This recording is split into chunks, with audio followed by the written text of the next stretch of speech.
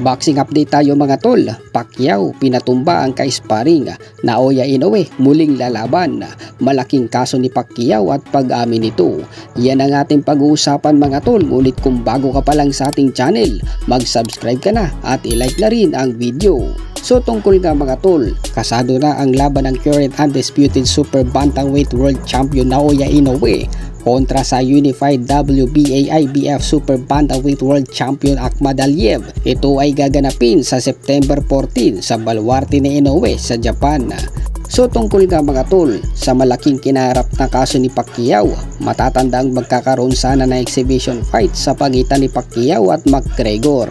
Ngunit dahil sa hindi niya pagsunod ni Pacquiao sa kanilang napagkasunduan na bawal siyang lumaban sa ibang promotional company, ay pinatawan si Pacquiao ng multa dahil lumaban pa rin si Pacquiao sa ilalim ng PBC promotion ng sagupain niya si Yordenis Ugas. Buwelta naman ni Pacquiao mga tol, kaya siya pumirma sa Paradigm Sports Management ay nangako umano ito na paglalabanin sila ni McGregor. Ang plano kasi nitong mga panahong ito mga tol, pagkatapos lumaban ni Pacquiao kay Ugas ay saka sila maglalaban. Ngunit hindi nga ito nangyari mga tol dahil pinalaban muna si McGregor kay Dustin Poirier at sa kasawiang palad ay natalo ito. Dahilan kung bakit bumaba ang value ni McGregor at tuluyan ang hindi natupad ang pangako kay Pacquiao. At nitong mga nakarang taon lang mga tol ay dumating ang magandang balitang nanalo si Pacquiao laban sa kaso. Ngunit ngayon kasi mga tol ay planong iakyat ng Paradigm Sports ang kaso sa mas mataas na hukuman. Pag-amin ni Pacquiao sa kanyang interview ay hindi daw 100% ang kondisyon niya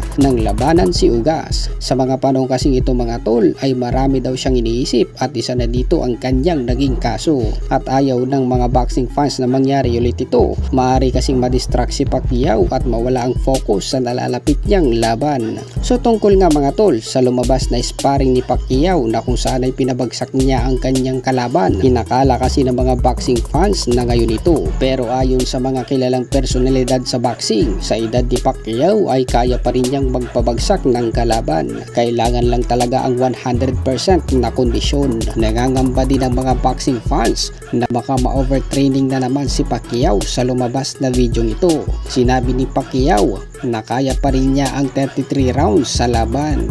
So hanggang dito na lang muna tayo mga idol.